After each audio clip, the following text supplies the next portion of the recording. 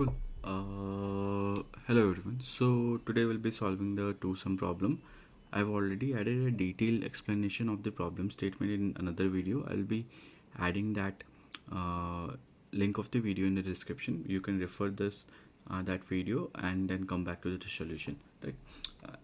Okay. So the first approach will be the brute force approach. The brute force approach will be iterating over the items of the array one by one using two for loops and adding the numbers on the indices. Let's say the first for loop starts with I and the other one starts with j, so we'll be adding the numbers at I index and j index and checking in each iteration if it adds up to the target. If it's add up to the target, we'll be returning the indices of those numbers, right? Since they have asked for the indices of those numbers, right? So first of all we'll be needing this number n, which is written as the length of the array, and then we'll be starting our first for loop for I in range 0 comma n. The last index is not included, so which means this runs from 0 to n minus 1. Similarly, it goes from j equal to j in range. We'll be starting from index I plus 1 because we don't want to use the same indexes, right? What I mean is 0, the index, we don't want to use 2 and 2 again, right? So we want to use two different indexes number, right? Okay, so if you want, I can give you an example here. So I think I've already showed you. So how will it look like, right? So let's say 3 2 4 and right there target is 6, right? So then I is here and j is here, right? 3, so what it will do is it will do 3 plus 2, which is equal to 5, not equal to 6, right? Then it will do 3 plus 4, right? Then it will do 2 plus 4, right? Which is equal to the answer, right? So if number at I plus number at j is equal to target, right, is equal to target, then we'll simply return the indices, right? What are the indices here? I and j, right? If we have not found any solution for this, we'll be returning some exception or we'll be returning none, right? So we can see, since we have used two for loops, the time complexity will be n square, and since we have not used any express space, the time complexity will be of1, right? So how is the time complexity? N square, right? This, as you can see, this for loop will run n times, right? This will run n times, correct? N times. So for 0th index it is going to run n times, right? For first index it is going to run n times, so that's why the time complexity is n square, right? Maybe you can try this solution out. It should work. And let me run it for you as well once. I'm not going to submit this. Okay, so okay, so you can see this is accepted, right? So what we'll be doing is we'll be moving on to a better approach, right, which is acceptable in the interviews and all, right? So the next approach will be an optimized version of this, which will be where we'll be reducing the time complexity of the problem statement or time complexity of the solution. As you know, we have a data structure called HashMap, right? So we'll be using HashMap to solve this problem statement, right? So this will be HashMap, right? HashMap. So what we have to do is using HashMap we have to find if the numbers adds up to the target sum or not, right? So what we have to find is that, let's say we have encountered 3 here, right? So then we have to look for its complement. What does the complement means? The complement means target minus the number, okay? So here, let's say for 3, the complement will be 6 minus 3, which is 3, right? For 2, what will be the complement? 6 minus 2, which is equal to 4. And for 4, what will be the complement? 6 minus 4, which is equal to 2, right? So what we'll do is we'll be storing the number and in the hash map as the key. So the first member will look like 3 comma, let's say index is 0, right? Then 2 comma the index is 1, then 4 comma the index is 2, right?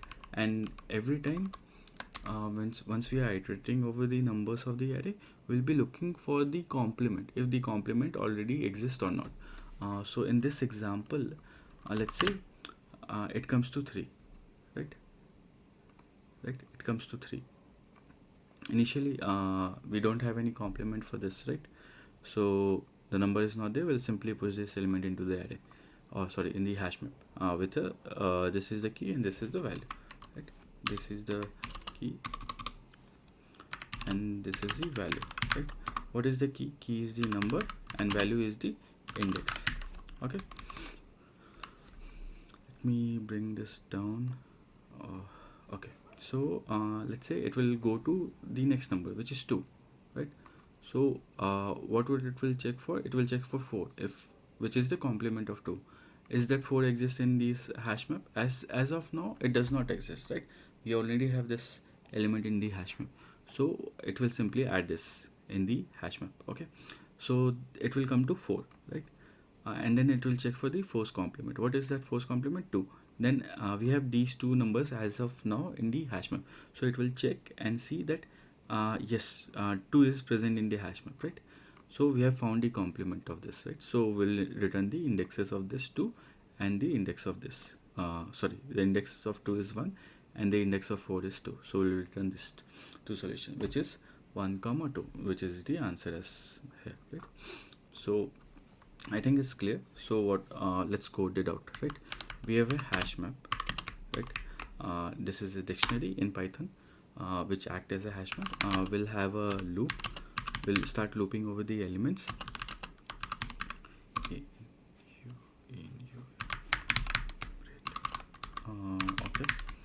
this is to fetch the index and the number at the same time, right? What is the complement, right? We have to look for the complement of the number, right? Complement is equal to what? Target minus the sum, right? Sorry, target minus the number. Okay, now if this complement, right, complement in this scene, right? This is to see if the complement is present in the hash map, right? N is used to see the occurrence of a number, right? If it occurs in the hash map, then what will we do? We'll simply return the indices. We can return the indices in any order. So let's say the first index will be I, because we are iterating over I and we have found that I is one of the numbers, and we'll be returning the indices of the complement of the number, right? Complement number ka indices. So what is that? It is in the hash map and the complement, right? This complement, and scene complement will return as the index of that thing, right? If we don't have any solution, what we'll do is we'll simply return none. Okay. One, I forgot to add this thing. Let's say we have not found that number, like we have to add those number in the hash map, right? So how we'll add this? Scene for the number, because we are iterating over I and the number. What will be adding? We'll be adding the index, right? Okay, I hope this is clear. So what we can say here is, let's say, just adding comments, store the index of the current number, right? Okay, so if so let's I'll add a small description about this by using a hash map to store the numbers you have already seen, right? For each number,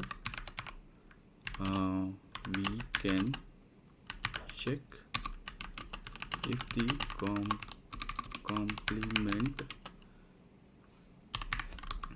what is the complement? That is target minus number is in the hash map, right? So let's try to run this.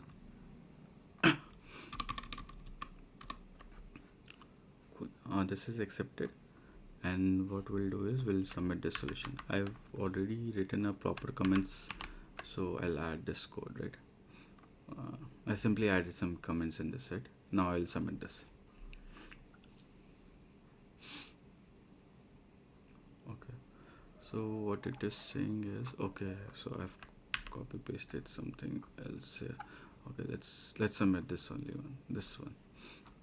The format was little off, right? So this is accepted. We have beaten 100% and 0 milliseconds in the runtime, right? We have taken about this time of memory. Okay, that's all, guys. We'll be coming up with more problems soon, and I hope this helps you out. Thank you so much.